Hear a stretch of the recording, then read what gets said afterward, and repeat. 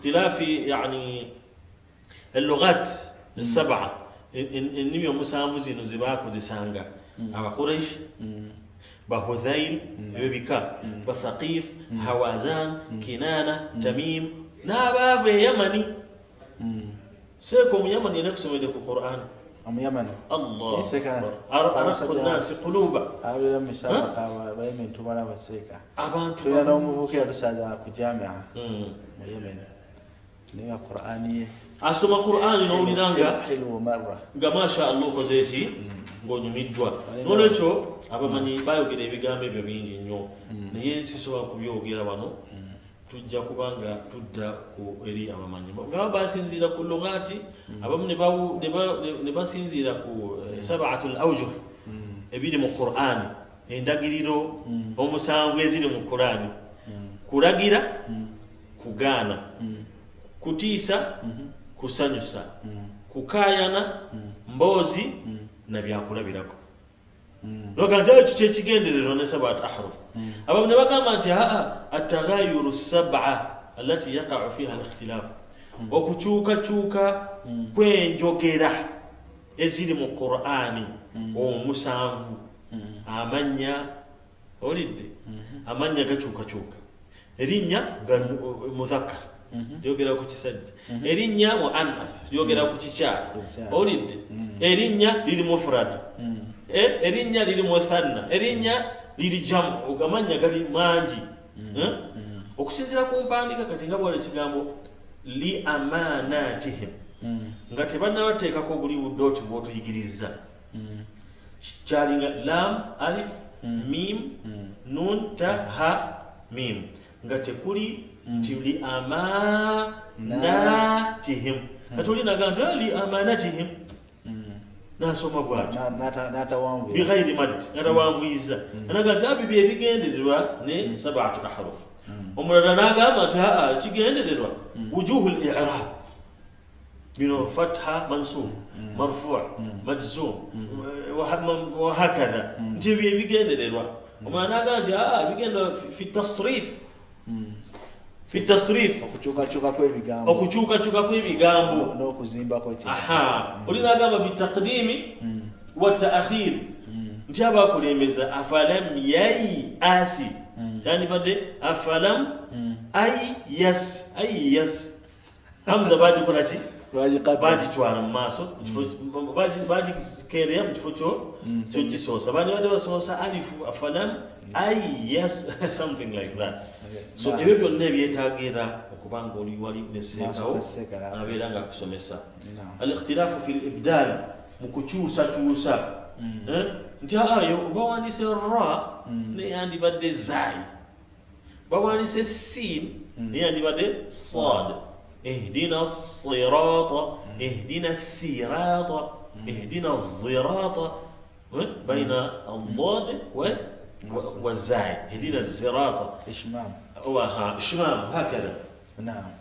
نقال جاء الاختلاف في الزيادة والنقص مكوانجرا من مكوينيزا جنات تجري تحتها الأنهار في سورة التوبة باكينيزا تجري من تحتها بيجندوا عليه الأحرف السبع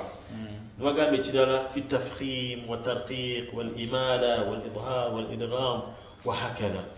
توانو جارتي تاكسا إظهار وانو والي تاكسا إدغام وانو والي بيجندوا عليه سبعة أحرف ابن الشيخ شنو جو كبيغا نينغا okubiga okutuufu oli maaso gani kunonya bashefu oli maaso gaseeka nabikusomera abamu ne bagamba nti biramzi n'okulaza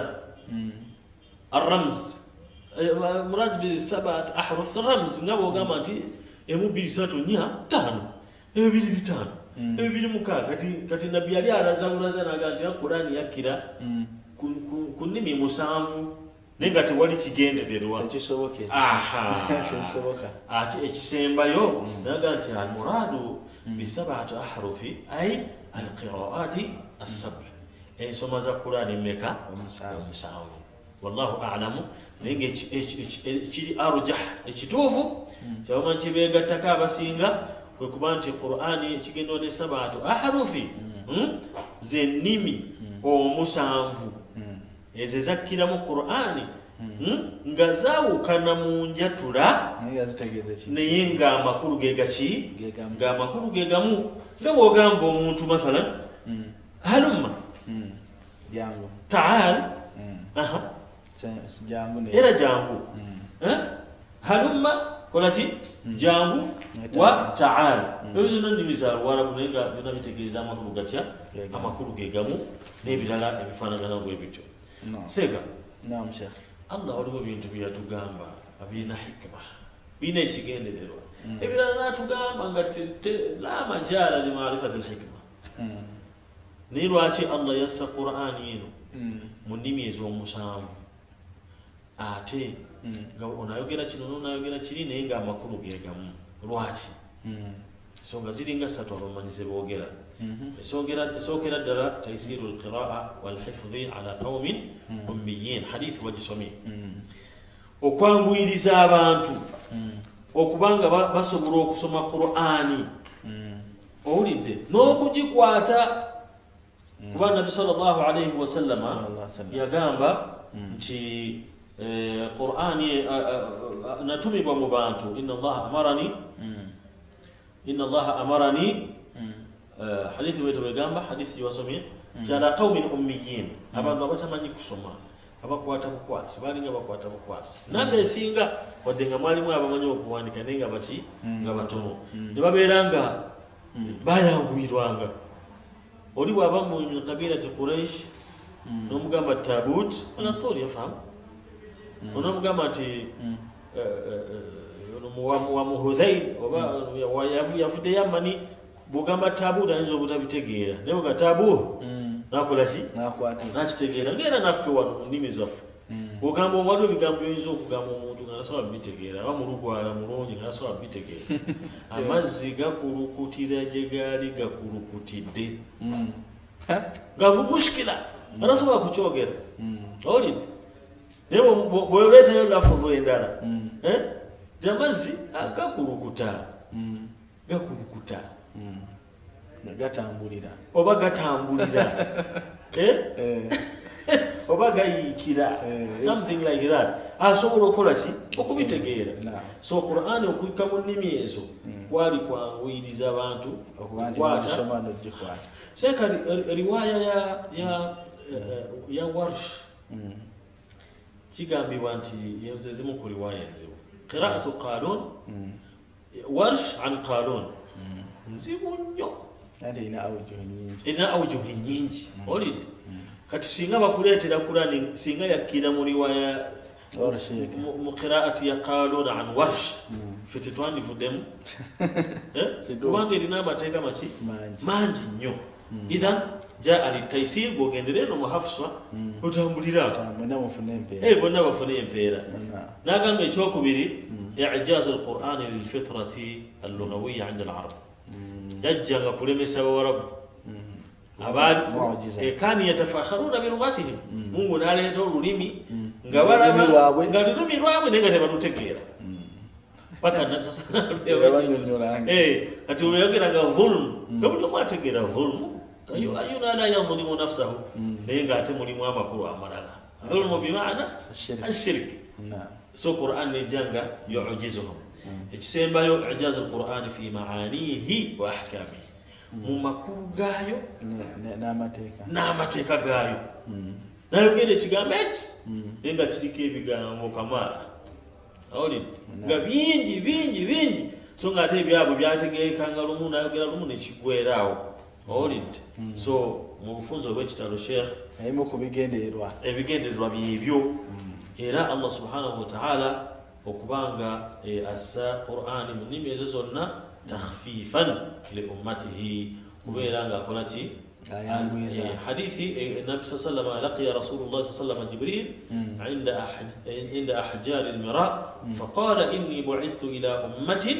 أميين natumwe eri abantu abatamanyi kusoma n'okuwandiika minhum al-ghulam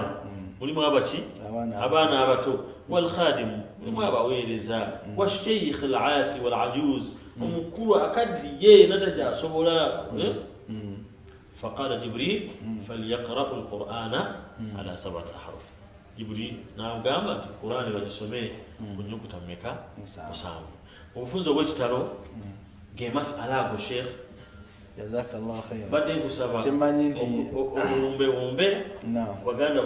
وبيكوني choba gamba kunjuku tazino ekisemba oluvanyuma tumalize inshallah. Sina nnyo seka kyengenda kusukka obanga kyemmanyi onnyonnyodde bayana nshafia naye nga abatuwuliriza oba abatulaba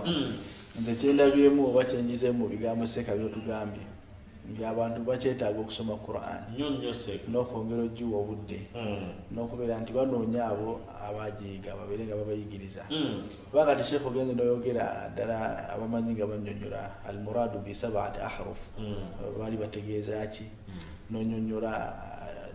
zi ibdaal n'onyonnyola zi alwaqfu nga byonnyonnyodde kati okimanyi nti abantu abasinga gwe omundi ogusoosa obbiwulira naye nga buzibu ki nti abantu la yahtamuuna bikitaabillah ekitabo kya Allah tebakiwa budde bakitereka buteresi mu kabada zaabwe kati so tubeere nga tufaayo tunoonye abaqurra nga shekhe babamenye awamu betulina nga bashekhe tubanoonye babeere nga batuyigiriza tubeere nga tusoma ate n'ekirala wobeera mu muzikiti n'owulira nga omusomi asomye ensoma gy'otamanyi toseka kwaseka waliwo shekhe ngobi Allah musaasire yasazaaho ku Siddiiki awo ne baseka abasiraamu muswala ate abazeeyi ne banyiiga abazeeyi banyiiga olwalwa nti Qur'ani agikyusiza ate abavubuka bubi abasesa busesa kati kitegeeza nti ffe tukyali nnyo wano mu Uganda okuba tufaayo tuyongere okuyiga ezo ensoma seka z'ogambye kuba kati omuntu webazisomera mu swala n'oseka kirwaki oba oseka kiraga nti tomanyi kati so tubeere nga tuwaayo obudde biiznillahi taala nera shekhe nawe tukwebaza okubeera nti ebintu bino so ebisinga waliwo irimu nga mu bitabo yalemeramu kimanyi ekyo seeka kati kiringa irimu ya faraid irimu okugaba emaali y'abamulekwa ezo ezimu ku irimu ezalemera mu bitabo naye nga baseeka bazimanya abazisoma baganya zijja mu bitabo zibanga abantu irimu ya zaka yalemera mu bitabo abantu kiba tebamanyi kuwa zaka kiba tebagiwa najjiwa naye obanga shekhe wewaddeyo nojja n'obitujjirayo nti nene ensoma Qur'an tebagisoma ku lusoma lumu abantu babitegeera oba oliawo n'abasigadde bajja kwongerezaawo ettaffaali abantu baffe bongere okukenkuka mu kitabo kya Allah subhanahu wa ta'ala. Naam. Allah subhanahu wa ta'ala. Sheikh. Naam. Tutandike nga tumaliriza waliwo mega darus mega darus eyo abaganda baffe abathuraya bagitegese mega shekhe kigambo mega gwansinga okumanya olulimi oluzungu mega kitegeeza ki gaggadde ekintu nga kinene nnyo namukati darusu eno egenda bubireyo nga 23 paka 26 Desemba egenda kubeera ku Masjid Nur ku Mubzi Nakawa waliyo seka waliyo omusomi waliyo Sheikh Jamilu Uthmani Subuga naam ye imamu w'omuzikiti ogwo abagala okusoma Qur'ani seka mulumbe inshallah mulumbe omusomeko kati seka darusu eno mega darusu eno endovu ya mega darusu Thuraya yagitegese eri ku Mubzi okuva nga 23 paka 26 erimu bashekhe ab'amaanyi bashekhe baffe Allah batukumire Allahumma amin Sheikh Ismail Ankata hafidhahullah ta'ala wa ra'ah Muhammad Sekadde Sheikh yakyawo obwavu yomu ku bakulu baffe abatusooka okukwata Qur'ani ako kateekangako Sekadde oyo gwolaba harfan oyo gwolaba ngamo muraja agwaina mungi seka Allah ibarak Allah yahfadhuhu wa yaraahu naam Sheikh Sekadde mulimu Sheikh Ahmad Cheyune munafiqihi mulimu Muhammad Muhsin Burhan Chiti Sheikh Waqida mulimu Sheikh Salim Bosa Allah musasira mutumire naam mulimu Sheikh Qasim Ramadan mbanyi Qasim Ramadan mumanyi asibe kitambala saidi yalweshiti asinga obukamba ku social media mulimu Sheikh Qasim Kiyingi mashallah mukulu wange ono faqih na abantu abasinga tebamumanyi naye nga alim bimaana kabir jiddan Allah yahfadhu mulimu Sheikh Adam Senjara Sheikh wa Masabo ono iyo woina lubala akusumbuwa amukocheza aseka boganseka wa Masabo mukoze ensobi gama seka ajja akubiriza abantu bave ku Masabo bave mu shiriki bateninga chentegeza seka ndiyo ebimunyumira mu dawa Allah kusomesa abantu kushiriki bade ku tawhid Allah mtukumire Allah msasire tuina mu Sheikh Abdul Wali Muhammad Abdul Wali Sheikh onosebo wa hadithi yasomera Madina ate ero kubayizi baseka Qasim Kiyingi wali ku Bilal na mulimu Sheikh Abdul Karim Mugende ano yesiwe Madina Sheikh Pakistani thumma Madani masha Allah hafidhahu Allah wa ra'a mulimu Sheikh Ashraf Mutagubya ono tali Riyadh sawazino ali Riyadh na mulimu Hussein Ali Burafu ono lecturer kwa ayo mulimu Sheikh Muhammad Ali Waiso no si Dr. Sheikh imam mukuru ate deputy second deputy mufti Uganda Muslim Supreme Council Allah seka abantu banene bere darusu esiko chimanyi tulina abamanyi mu Uganda wallahi tulina Allah tu mwachimanyi team East Africa nenga Uganda hata ne Madina yesije basi ngabo gambe ilimu FM ki mu bitabo edde mu bantu obikubira abadokturu bave mu office bavyo basomesa abantu bakola hilaqul ilm hilaqul Quran wa hakadha nafitu benenga inshallah dua lindala ngete dua lindala Sheikh sijja kusosa bigambo byange okujjako okwebaza abatuuliriza n'okwebaza abasoraya abatuwakaddekano okuba nti tutuusa ebikwatagana n'ekitabo kya Allah subhanahu wa ta'ala saba Allah abeerenga asasula buli yenna akola ekisoboka daawa eno neyimirirawo omukutu guno gwa soraya n'emikutu emirala egy'obusiraamu egibasa obusiraamu twebaza abashekhe abayimirirawo ku daawa ngabira nga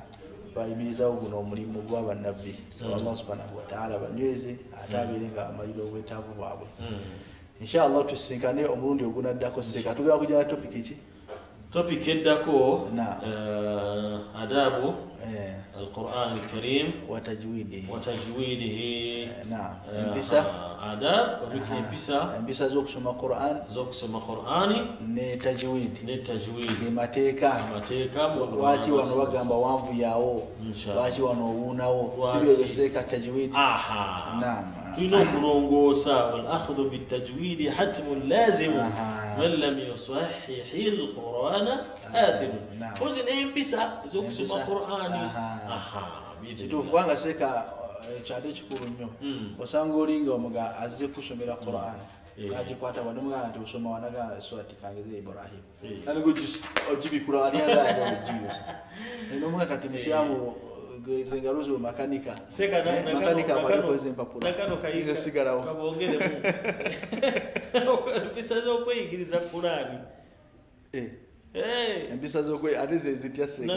omulundi ogunazogerako inshallah subhanakallahumma wa bihamdik nashhadu an la ilaha illa anta nastaghfiruka wa natubu ilayk assalamu alaykum wa rahmatullahi wa alaykum assalam wa rahmatullahi wa barakatuh